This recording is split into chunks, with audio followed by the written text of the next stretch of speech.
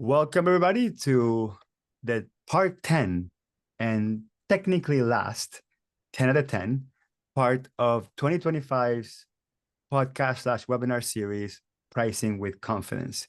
This is the webinar companion to the big Reframe event we're going to have in Miami. Can't believe it. Next week. We're going to have it in Miami next week. We're going to cover a little bit of content, just tiny little bit of content. But for the most part, we're going to focus a lot about what to expect at the Miami event. And if you are not coming to the Miami event, don't worry. It'll be fun for you to see what's going to happen. And then we're going to have on November 21st, exactly a month from now, we're going to have a bonus 1 hour webinar. Let's call it a bonus part 11, where Carlos and I will do a recap of what we learned in the event. So if you're not coming, it'll be cool for you to see what we're about to do. And then next month, you're going to hear all the insights that we got from the event. Okay. So we are going to send copies of a link to the slides and the recording to everyone that's in the live webinar. Let me share, if we haven't done so already, the slides for those that want to open the slides in another screen. That's in there. And then in my YouTube channel, at some point at the end of the day, I'll have the recording. One really important thing, this will be the only webinar that we will not be issuing a CPE certificate. And the reason for that is because we don't have enough CPE content. Most of it is about the event that's going to happen next week. I will cover some content that I think is going to be interesting. I think you're going to like it. Because it's my version of getting you really excited about the event next week. But after I cover that, it will be all about the Reframe event of 2025. Carlos, do you want to take over? Sure, yeah. So let's talk about what the agenda is going to be about. Essentially, we're going to talk about what to expect during Reframe in terms of every single day. We have a pre-event day that starts on Sunday with a couple of social activities following that for all our reframers. We'll talk about logistics. We're going to show you the event map and all the areas so you know where things are in the hotel space. I think we blocked about 80% of the entire hotel. It's a very small boutique hotel in Coral Gables. Beautiful, just construction, I think, finished in 2019. So everything feels and looks brand new. And it's inspired by like Spanish architecture. The area we're going to stay in is called Coral Gables, and everything around it is inspired by Spanish architecture. So I think many of you who have not been part of this event or in Coral Gables, you will find it to be a treat. We're going to talk a little bit about 2024 and what we walked away with and how that inspired what 2025 will be about, which at that point, I'll turn it back to Hector, who's going to talk a little bit about the inspiration of why pricing is such an important theme, especially for the profession as we continue to look at some of these things that continue to develop, like technology and all of these challenges that we're faced with, and the importance of the role of making sure that we're pricing and positioning ourselves accordingly. And then we'll go into detail around the workshop themes. There are 4 total workshops, which will be led by a keynote speaker, Hector being one of them. And we'll introduce you to the keynote speakers, what the theme is, and sort of what the structure, what to expect, what we call the big room. The big room will be the one big ballroom where everybody is experiencing transformation together as we do these workshops. So let's turn to the next slide, Hector. And so this is a little bit of a recap of what 2024 felt like.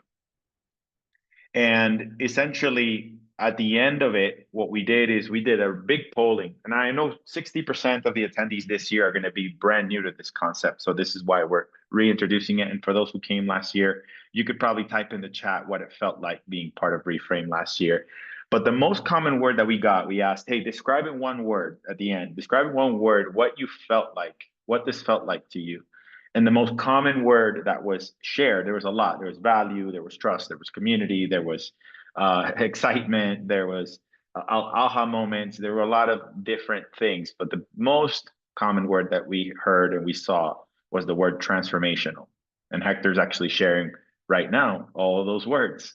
And so it was obviously something that really fulfilled Hector and myself, because and everybody else that was involved in the planning process, because we put every ounce of effort and detail to making sure that you did walk away feeling like you got something that helped you really want to take action towards transforming your language, because last year's theme was around what was called influential conversations. And we had a lot of themes around transformation starts with the language that we use. And we're going to continue to follow that theme this year, but this time we're going to apply principles that will help us price our products and our services more effectively and communicate them with confidence. And that's where the inspiration of pricing with confidence came. And Hector will share in a little bit some other things from his experience and background. But before we do, let's talk a little bit about Reframe 2025. It is sold out.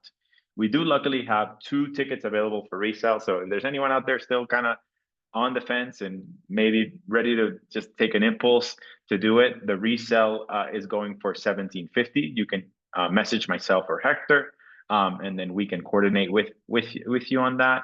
And that includes the event for Sunday, Monday, which ends on Tuesday. I Hector, just want to anything to preface, add? Carlos, I know you said luckily we have 2 left. I don't want to minimize the 2 people that emailed us this week and told us their situation and why they're canceling. Okay, so like, you know, there were medical emergencies and stuff like that. So what Carlos meant is for those that were on the fence that still want to come, we got 2 tickets left. You just buy them to the regular system, and then we'll refund you the balance because the tickets will are for 2,000. We'll refund you the balance, and as soon as we do that, we'll pay back those 2 people that requested refunds that are on the list. Great. So Hector, walk us through the inspiration for pricing with confidence. Sure. Hang on a second. Let me get the slide up here. Okay. All right. So I'm gonna start. I'm gonna start by kind of just breaking down what I think are the most important or the most important overarching price lesson I have ever learned. And I did not learn this sort of in a lump sum. This is kind of a summary of how I think about pricing. And at the end of the day, how I think about pricing informs how I end up actually pricing, or how I end up, you know, thinking about offering options to then price a job that I want to do or don't want to do, et cetera, et cetera. So it's kind of 3 parts to this lesson. One is pricing is a human construct. Without the meaning or value attached to it, it's just a number. Second, the value or the meaning we assign to things are also a subjective thing. That means they're a human construct. So both the concept of pricing and value or meaning that we attach to the thing that we're buying is completely subjective, and it's a complete human construct, which means that there's no right way or no wrong way to do it. Okay, which also means that when somebody says no to the price, they are not saying no to you. Like there's no direct link between your value as a human being, your value as a person, your value as a professional, and the value and meaning they assign to those things. They're very subjective. And again, you know, we are going to highly value our work and our time, and our customers are going to really highly value their work and their time, but we could have different opinions. And as a matter of fact, that difference in opinion is the reason why commerce works. If we didn't have a difference in opinion, commerce as we know it, trade, wouldn't work. Think about it. If you have a pool, if you have a lawn, if you have any services that get done around your house and you pay somebody to do it, it is because the time that you save, either by not having to learn how to do it, or spend the time to do it, or worrying about whether you did it right or wrong, is worth to you more than the amount that you're paying. On the other side of the coin, the person doing the work, your person that does your lawn or your pool or cleans your house or whatever, they have a difference in opinion. They actually value more the money you're offering to pay, or the price that you accepted to pay for that time. If we both had the same exact way of attaching value or meaning to things, there would be no commerce. There would be no exchange of anything, of products or services and money. It wouldn't exist. So we have to almost embrace the fact that people have different opinions of value. Every single commercial exchange is an agreement in price, but a disagreement in value. So wrap your head around that. Every single time somebody tells you, I'll do this for X, and you say yes, you both agree to X, but the value and meaning, you're complete disagreement over. When I learned that concept, it completely changed like just my complete perspective. So that being said, anything and everything could have a price attached to it. Anything and everything could have a price attached to it, which means just because you can do it doesn't mean you should. So I'll give you an example. All of you here can read. All of you here can read. You can do it. Now, I'm going to give you a scenario that happened to me about 4 years ago. A client emails me a 67-page PDF document out of nowhere saying, hey, we're going to enter into a licensing agreement with this new brand. I had my attorneys look at it. They okayed it. But I just want you to tell me if the numbers make sense. Thanks, your dear client. That was the email. Now imagine being in that position. A client that you like, a client that pays on time, a client that you love working with, you love their business, you work with their employees, which you're engaged to do tax returns or to do bookkeeping or whatever, drops a 67-page document that you don't know how to read very well because you've never really truly read or reviewed a licensing agreement, which was my case, and a client that trusts my opinion asked me a loaded question like, I just want you to tell me if the numbers make sense. Now, I can read and I can give an opinion. Those two things are true. And back then I didn't have ChatGPT where I could just throw it there and give me summaries and all that stuff. It wasn't like that. You know, the concept was, I have to read this thing and I have to give this person an opinion. Now, I love that client and I want to help them. And we talked through numerous advisory calls that this would be a good idea. This is a combination of many conversations about this being a great idea. And if that person would have sent me that document on October 24th and told me, we're not entering into the agreement officially until May of next year, so you got plenty of time to review it. Let me know when you have time. My feelings towards that email would have been significantly different. But guess what? That client dropped the email on April 10th and told me I have to sign this by whatever that Friday was. It was like April 13th or April 14th. I have to sign it by April 13th, April 14th. So just because I can do it doesn't mean I have to do it. I kid you not. I think I spent more time thinking about what to respond, how to respond them, whether or not I should engage into this, do it, not do it, give them an answer, read the freaking document, that it would have taken me to just read the document and give the opinion. The level of anxiety that email dropped on me was mostly attached to the fact that it was on April 10th, but also partially attached to the fact that it's a 67-page document, and also partially attached that I'm not an expert at this. Now, I felt complimented that they valued my opinion enough where they wanted me to take a look at it, be a second set of eyes, be an advisor before they move forward. But that little thing just created a lot of anxiety. So my question to you, and you can put it in the chat if you want to, I mean, if you're watching this live, my question to you is, how would you have reacted to something like that? What would have been your immediate reaction? So the document gets dropped to you, 67-page document. You're not engaged to read. This is a brand new thing that has never happened. It happened on April 10th. What would have been your reaction? So, and that's this is really important because there's so many different versions of this, right? So one version is, Mr. Customer, hello, I'm an accountant, I'm a tax preparer. You can't do this to me before April 15th. I'm sorry, I can't help. If you can get an extension, I'll try to do it afterwards. And by the way, if you end up doing something like that, and this is the really tricky part, if you can't do it by April 15th, but you tell them you can do it after, generally, and this would have happened to me because I actually ended up saying I can't help you. But But generally, if the customer would have said, fine, I'll ask for an extension, can you read it afterwards? We end up already committing to doing it and not even being able to charge for it just because we were so apologetic about not being able to do it at the original time the client asked that you ended up punting it off to the future, but ended up doing it for free.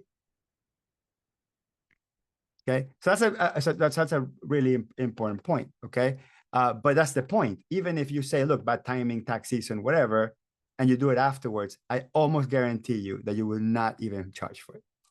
So yes, I could read, I could give an opinion, but just because I can do it doesn't mean I have to do it. So now I have to attach a price to it. So this was the big challenge I had at that moment, because I am a proponent of value pricing. I recently made a business commitment not to charge by the hour. This is not part of my engagement. It's a one-time thing, right? And I'm thinking, how do I even approach putting a price to this? Okay. And my contract didn't specify whether or not reviewing a licensing agreement was included or not, right? Like I did have a list of things that are not included and all that stuff.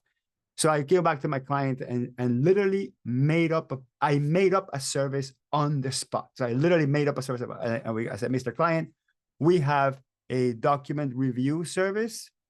Okay. I can get it done by, April 20th or whatever. It's $1,500. What I do is I read the document, I highlight all the things that jump at me. I ask you a whole bunch of questions for you and your client. I send you all those preliminary questions via email. You answer those questions back.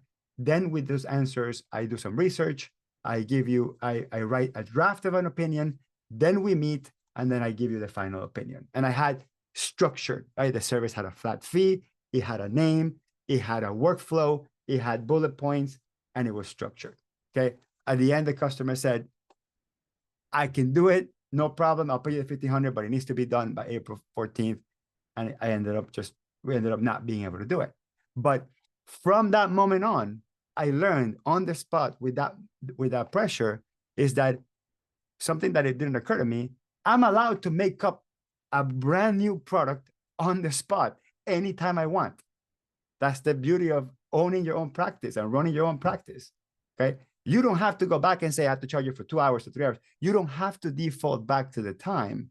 You default back to what's called a productized service. And we're going to discuss this at Reframe, the concept of building packages and productized services and bundling and unbundling. That's all going to be part of the conversation.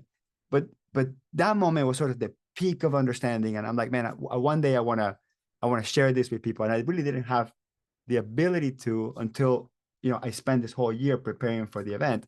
And I think that this particular example I gave you, this particular pricing lesson, if you take it and you connect it to any other circumstances that you have, I think they will make sense.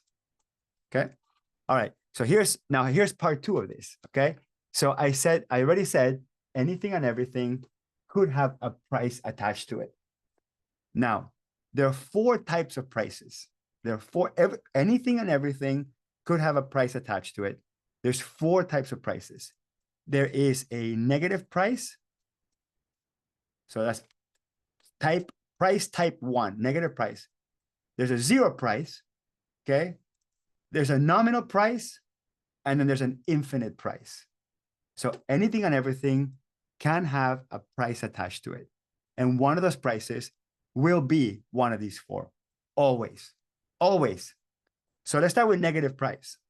A negative price is when you pay or run an unprofitable job. Either one makes sense. So you pay or run an unprofitable job to do the work. Now, could you think of examples where this is totally accepted, socially normal, where people do things like this at negative price? Put it in the live chat if you can think of examples. I want to just make this as interactive as possible. Could you think of examples in which people do things at a negative price? Okay. So somebody's saying doing a tax return for a family member. True. I actually think that one is more of a 0 price. But yeah, you're right. It is at a loss. But if you, I mean, if it's just your time, right? If it's just your time, let's just say there's no like numerical expense that we're dealing with, right? So yes, doing a tax return for a family for free, that could be kind of an example, but I think that's more of a, I think that's more of a zero price, a negative price. Think about a negative price where you are paying to do the work.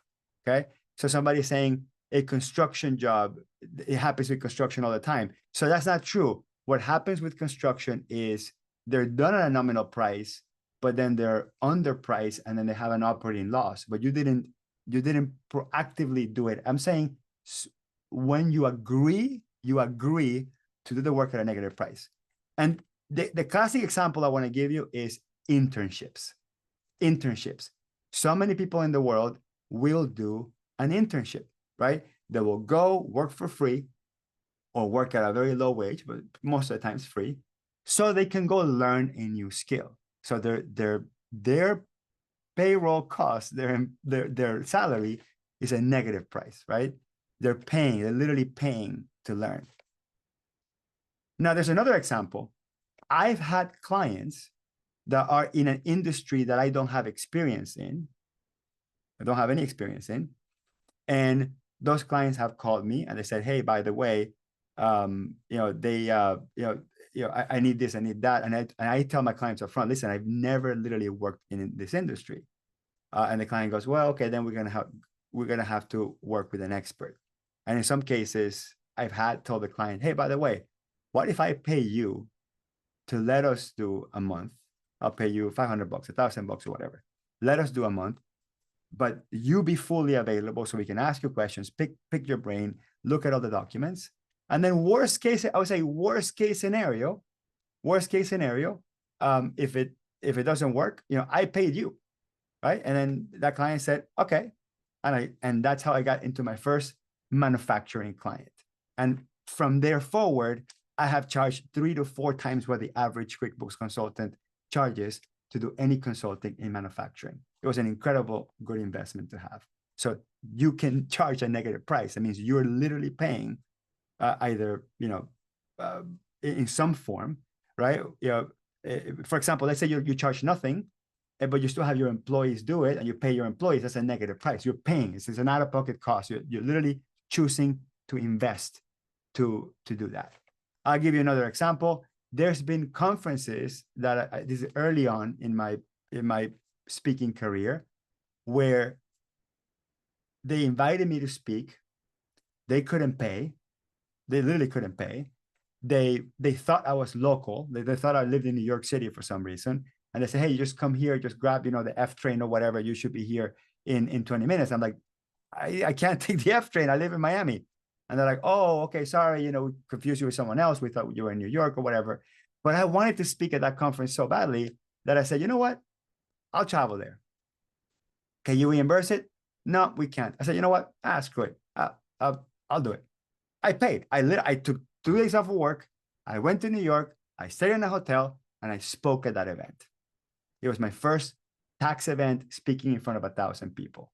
I paid the negative. I mean, that was a negative price. I paid to be there.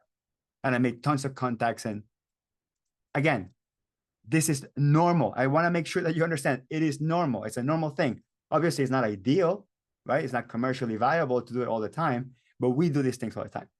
The next one is a zero price. And this is basically anything and everything that you have ever done and didn't charge for is technically a zero price. So anything and everything that you've done, you didn't charge for, is technically a zero price.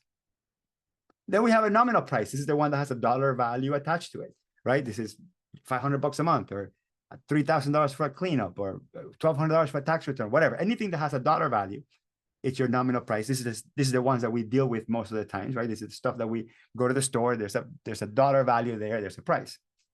And the last one is called an infinite price. An infinite price.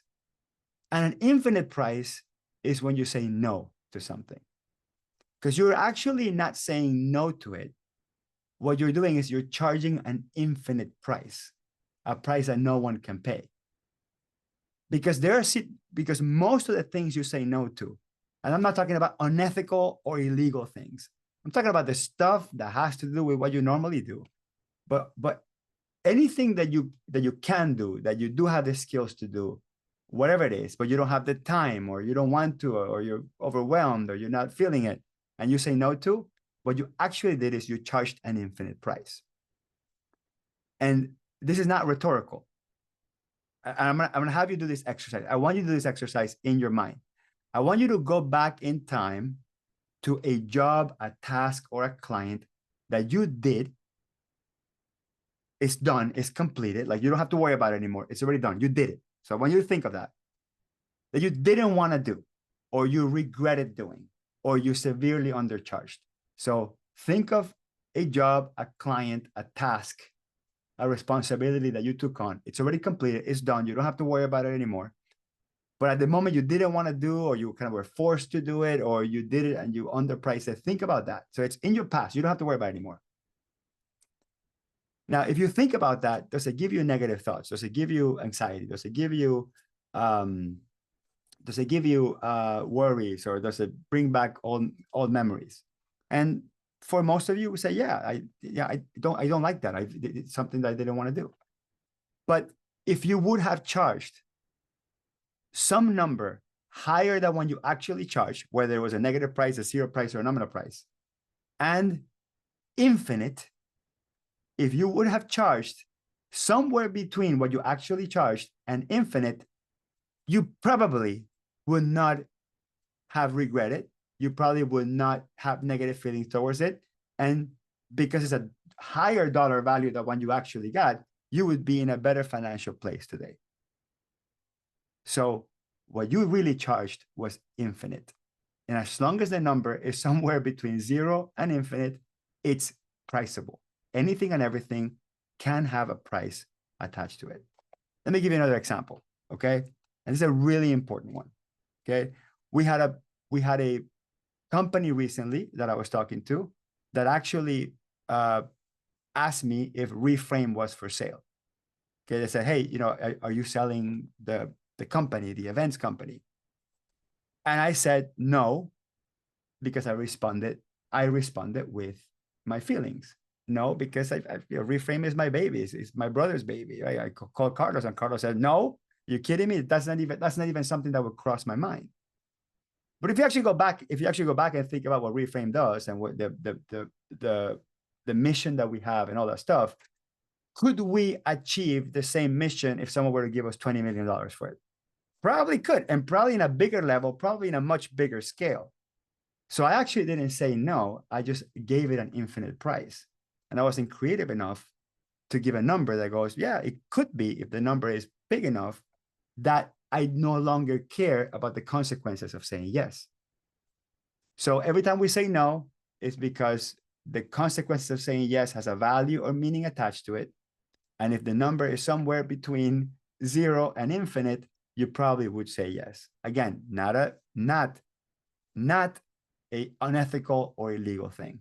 And this is true for anything. For, like I said, somebody, in this case, I talked about selling a brand or selling a company, but this could be selling your practice, or this could be selling a weekend of work, or selling a night of work, or selling a couple hours worth of work, or selling or bumping a client, or potentially losing a client. Anything and everything could have a price attached to it. So Carlos, you have anything to add on that? And then we'll go back into Reframe. And I would love to know in your comments, what are your general thoughts about this concept? Is it practical? No, I think the concepts are incredible. The moment you introduced them to me, I was in agreement with all of it. I love the concept of the infinite price. And I think one of the biggest things that I probably struggle with when it comes to pricing is the human aspect of it, the relationship aspect of it, what impact it has on relationship. When I say no to someone that was that first client that believed in me when I just got started, or what happens when I have a huge opportunity, but then I'm saying no to work. It could have some sort of negative impact on somebody else's business because I don't get to be the one that serves them. So there's an inconvenience that I give to someone else by saying no to them. And now me having to reconcile and tackle with, how can I live with that, knowing that makes better business case for me to say yes to something else. So that was just my first thought, Hector. I think the emotional discipline that goes behind the logic and the framework, and knowing exactly what to say and how to say it is navigating through that aspect of it. Yeah, no, and that's an interesting one because you could say, well, Hector, there's the emotional price that's very difficult to factor into the financial price. And I would venture to say, if we go back to the same concept, that all meaning and value is a subjective concept and it's a human construct. I think that, with the exception of getting physically hit or physically moved, right? So with the exception of feelings that have to do with, getting hurt physically, almost all emotional value, it's also a subjective term, and it also has a price attached to it, and it's also a human construct.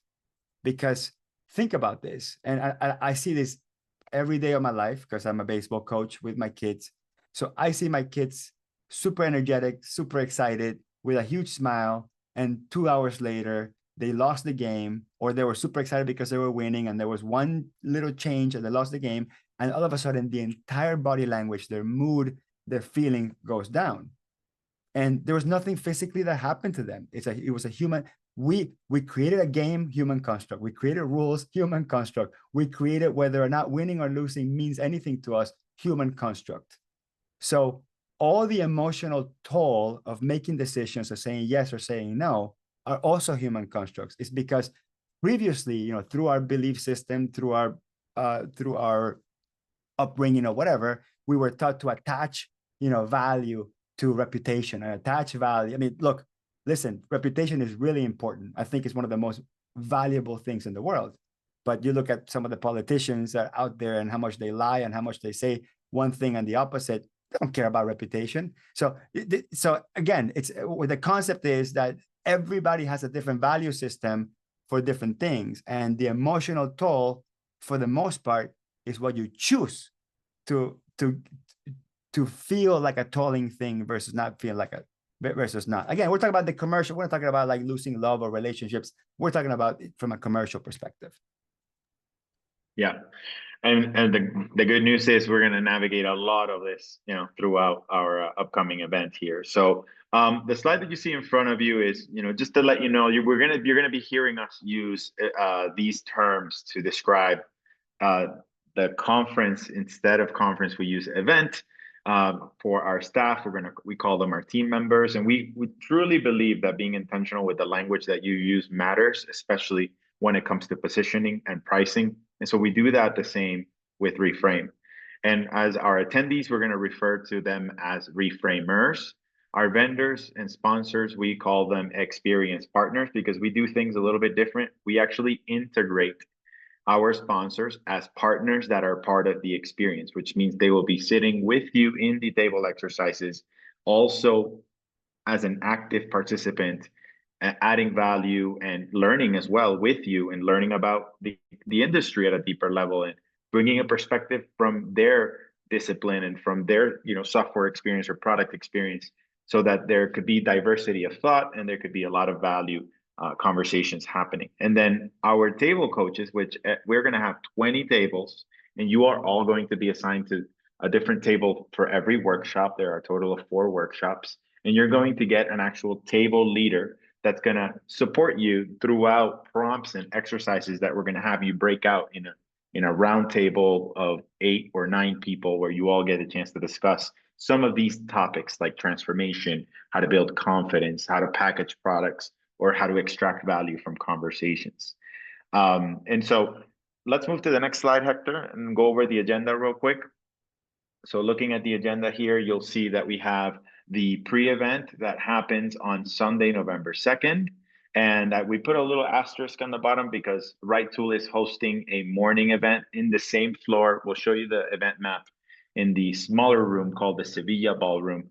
And essentially that's where we'll be having the lunches and the breakfast. But that morning it will be set up so that Right Tool can host a 100-person event, talk a little bit about Right Tool and technology. And then in the afternoon, Reframe starts at 1 p.m., where you can register and join Hector for the pre-conference AI and technology updates. He'll be going over how to use AI tools, not just ChatGPT, but the differences between all the language models, how to use them with accounting tools, how to use them with pricing tools, how to use them for client conversations. And really, it's going to be a great, preview to what day one and day two will look like. Hector, anything to add on the pre-event day? Yeah, on Sunday, November 2nd, is the day that we have the daylight change, the daylight, what's it called? Savings Daylight, time. day savings times.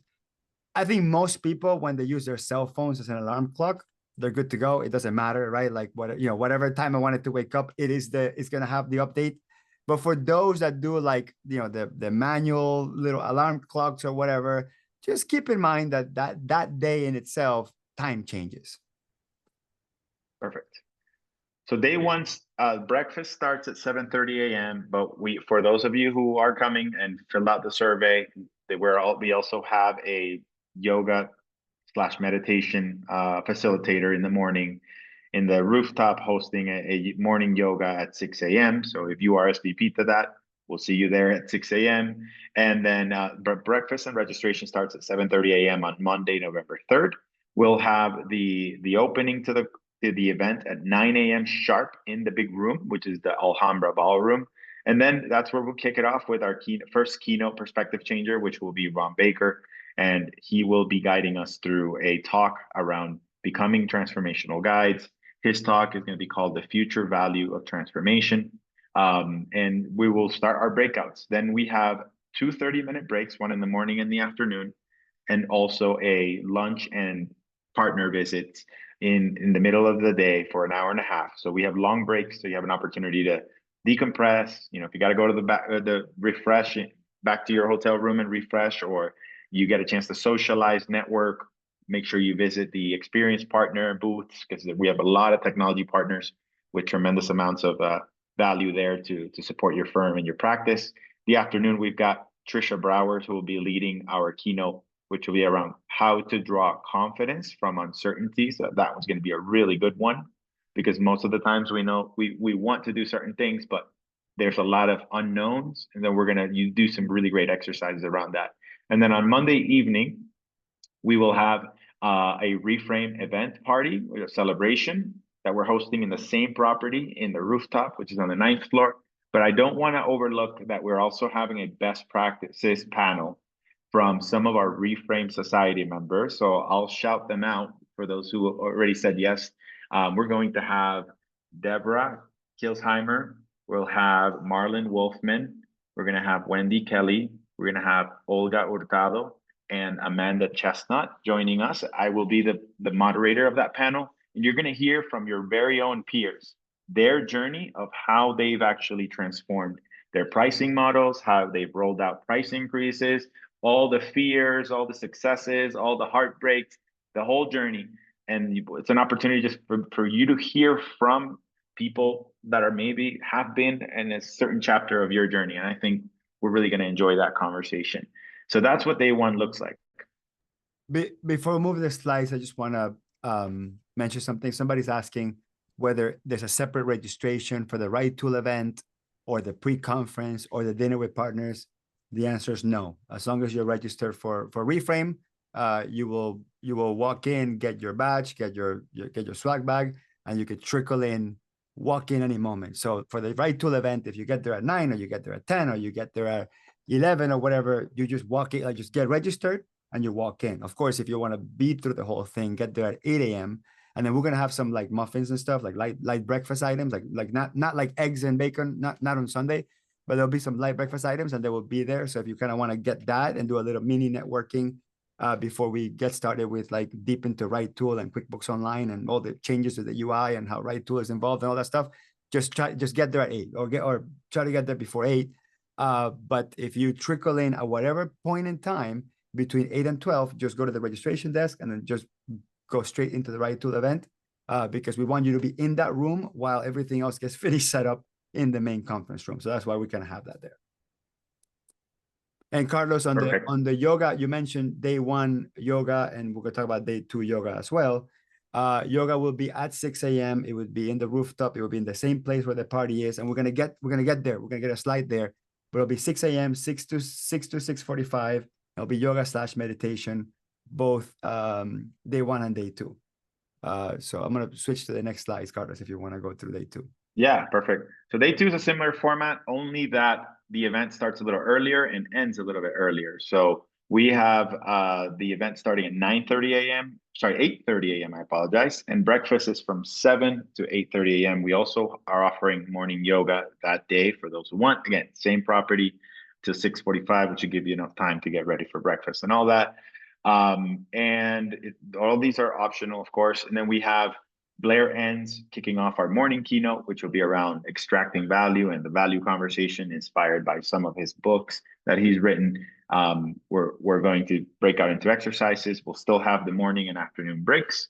We'll have the hour and a half lunch visits. And then in the afternoon, Hector will close our day two with his keynote around packaging, which is bundling and unbundling. And we've got plenty of time for that exercise because that's probably going to be one of the signature exercises, which is help you walk away with a framework of how to price and package your services and products. You know, all the other things that we're doing with Blair, Trisha, and Ron will lead up to give you more tools and more confidence in really walking away feeling like you can really execute and implement a solid plan on learning how to price your services for coming 2026.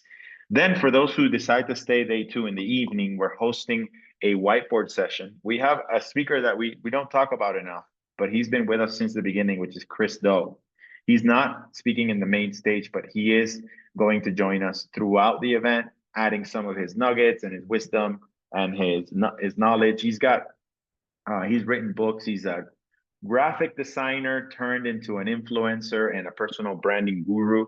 He super successful and brings just so much wisdom and knowledge and insights. And he's going to be out there in the table exercises, chatting it up, you know, speaking and sharing. But in the evening of Tuesday, he'll be hosting a whiteboard session that's going to be themed around how do we reposition accounting from a branding standpoint. So we can elevate how we position our value in the marketplace. And then for day three, which is a separate workshop for those who registered for that workshop, we're hosting in the room next door, which is Sevilla, from 10 a.m. to 4 p.m. We might extend it a little bit. It's going to be called Rebranding for Accountants with Chris. And that's where you all get to hang out with Chris and we do an entire overhaul on rebranding. Hector, do we have tickets left for that? If anybody wants to join that? Yes. So two things, and I'm also answering live questions here.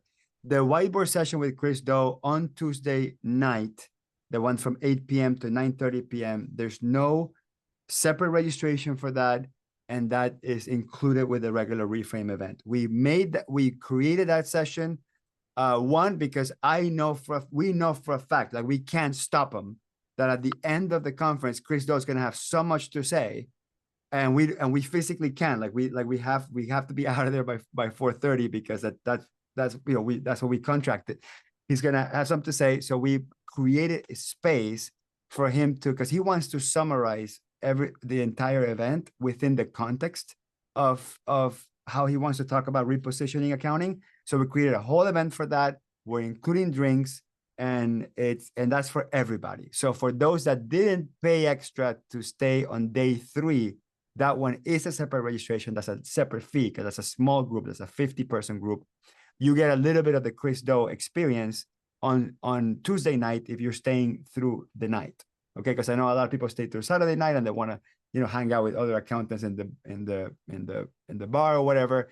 So you'll be able to have a little bit of the Chris Do experience without having to be completely there on Wednesday. But Wednesday is a separate registration. It's a separate fee. You don't have to worry about registering. It is included with the price, et cetera, et cetera. And you asked Carlos if there's also 2 tickets left for Chris Do's session on Wednesday. So if you're interested on that, there's an upgrade price. Okay, it was $1,000 to the public and $750 upgrade price for people already coming to Reframe. So Hector, real quick, about 72 people responded they're not coming to Reframe. So I do want to say that Hector and I are putting together a 1-day version of this for 2026. For those of you who want to catch, a version of this, Hector, I may do a 1 or a 2-day version, just like we did this year for the US tour. We'll do something in some big cities. We'll probably do 2 of them. It'll be in big cities. We haven't finalized it, but it'll likely be in Chicago and New York. And Mostly because yes, we like going, because we actually like going to those. right. Yeah. So stay tuned for that. And then we're also capturing a lot of video and photos and moments. So we may come up with a virtual version of this. Nothing is guaranteed, but I know Hector and I will likely brainstorm ways for us to be able to still bring this for those who don't get a chance to join us live and still experience and benefit from the takeaways that these workshops are gonna be able to bring to the audience. Yeah, Okay. and this is the thing. A 150 person event, which still feels very intimate, because that's what people tell us. They love the intimacy of it because of the table breakout exercises, which we're going to go into in a little bit. It's not the same as the US tour, which the US tour is going to be like a 20-25 person thing, right? So it's got a different feel. Like this event, it's an event, it's an experience. You know, there's parties, there's drinking, there's food, there's there's live music, we have a live artist that sketches the entire event. I mean, we are overstimulated. All of our senses are overstimulated in this 3-day event.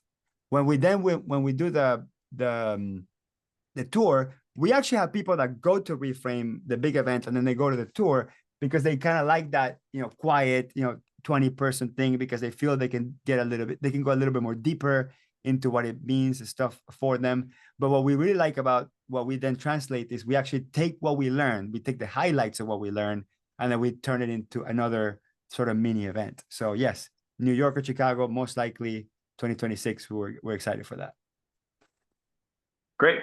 So what you see next year is the event map. So this is actually the entire floor. We're going to have it from Sunday to Tuesday, all to ourselves. This is the good news. So, and like I mentioned before, this is a boutique hotel, which it's really nice. I think the maximum rooms they have is 200 or 220.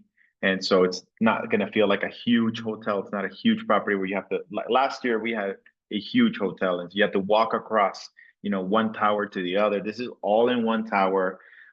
There's 2 types of elevators that you'll see there when you get to the 7th floor. The ones that are in the blue circle on the left are the lobby elevators. And if you're staying in the hotel property and you're coming down from the hotel room, on the right, you see that blue circle. Those are the hotel room elevators. And near the elevators, there are access to 3 restrooms, but there's a hallway that takes you straight to the registration area. So Hector, if you have a mouse and you want to kind of move it towards what I'm sharing and point towards registration, you're literally, the moment you walk to the 7th floor, you'll see registration right in front of you. You'll receive your badge, your swag bag, and then the entrance to the event itself, which will have the big selfie banner wall right there at the entrance. So you all can take some pictures and say hi to folks and, just get acquainted with the space. Then in the pre-event area, there's 2 big rooms that you'll see. The first one on your left is the Sevilla room. That's where the Right Tool workshop happens in the morning. That's also where we will do our lunch and our breakfast. And then right next to that, thank you, Hector, is the ballroom, the Alhambra ballroom. All of those little breakouts is that the entire room, it's huge. So we're going to have 24 tables out there, I believe 24. Yeah. Well, so we'll have 20 for the reframers, and then the other 4 will be for our speakers and special guests. And outside there is the pre-event function where all of the silver partners will have their tables. So you can say hi to them during breaks, before breaks, and even in front of that is a huge window that is from the floor to the ceiling, facing the entire city of Coral Gables, and the balcony. So weather's according to we're gonna have tables there. So if you want to eat outdoors, obviously if it doesn't rain, etc. You can also you're gonna be able to eat either at the Sevilla ballroom, or for those that want to kind of be in a outside area, they can be there. And that's also a good place you can go if you need to go take a phone call or take care of an emergency or something. That pre-function terrace is perfect for that. Yeah, perfect.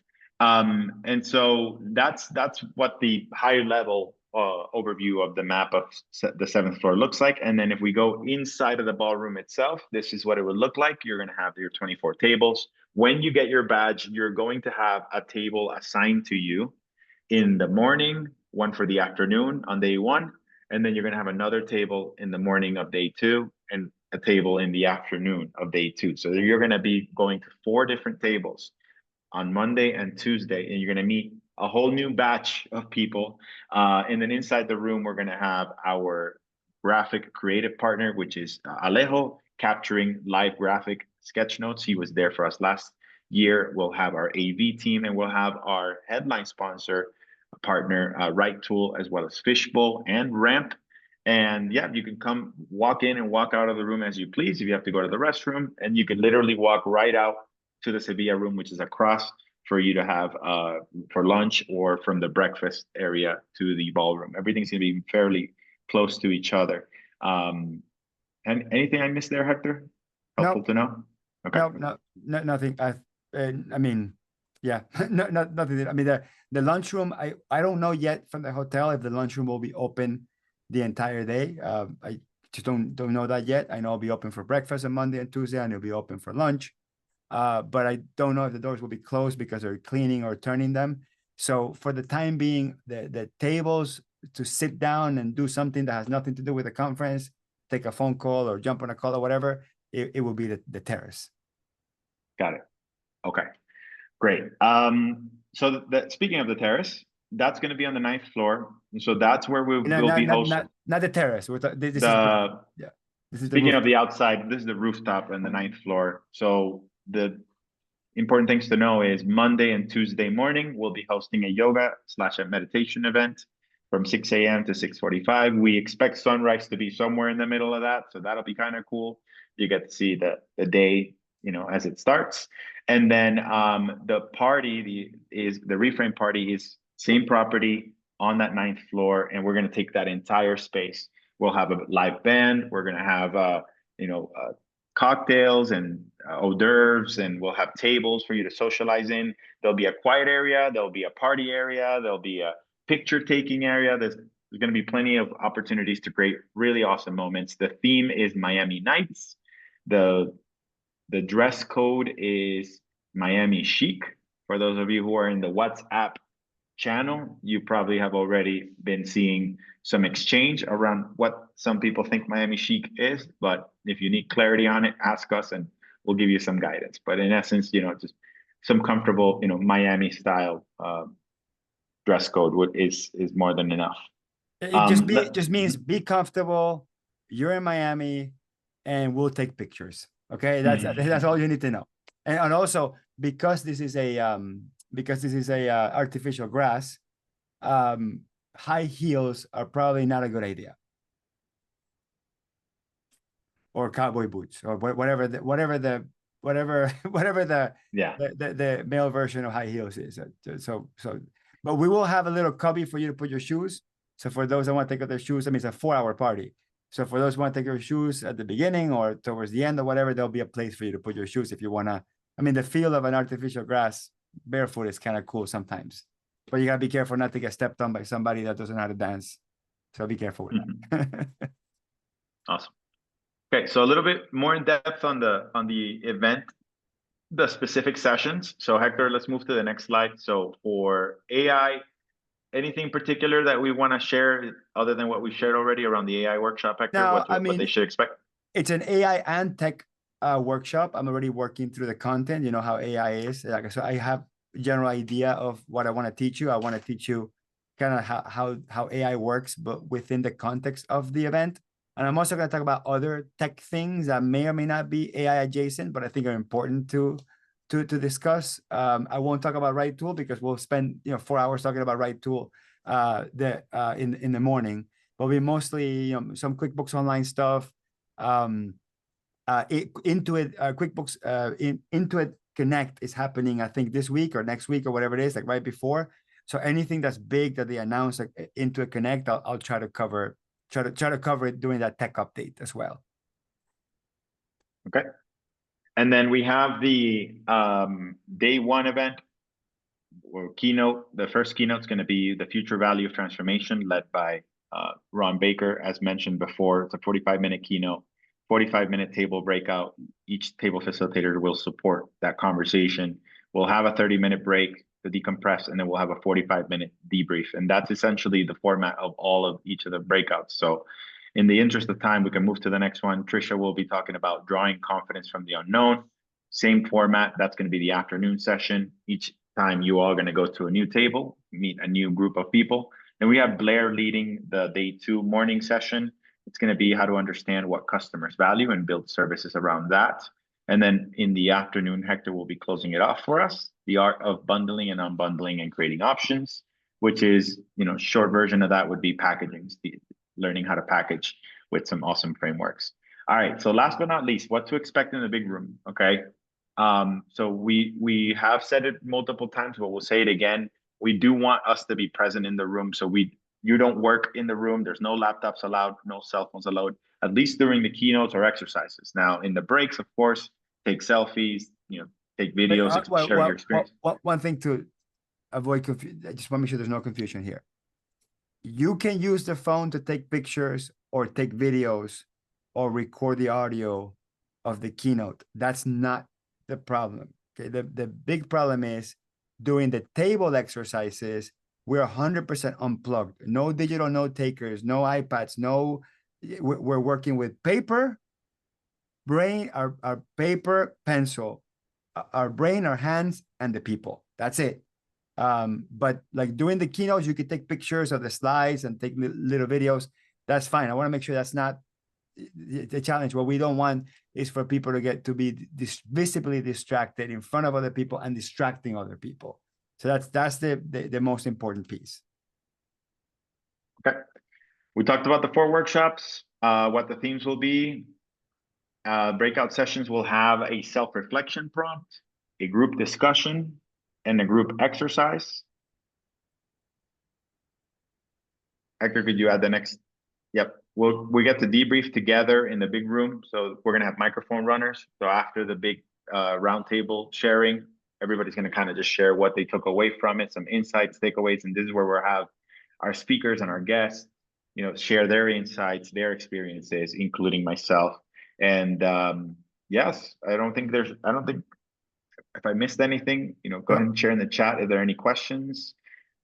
No, I think Wi-Fi access, if you have a room in the Lowe's, in the hotel, you'll have access to Wi-Fi with your room. Right. But yeah. But that's because you get it with the room, not because we want to give it to you, because it's a device-free event. Then we don't want to have Wi-Fi access, kind of on purpose.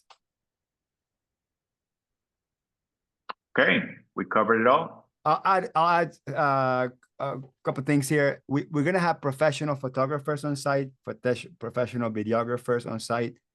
We are calling the party Miami Chic, so everybody has kind of a theme, because that's party, right? That's the party stuff.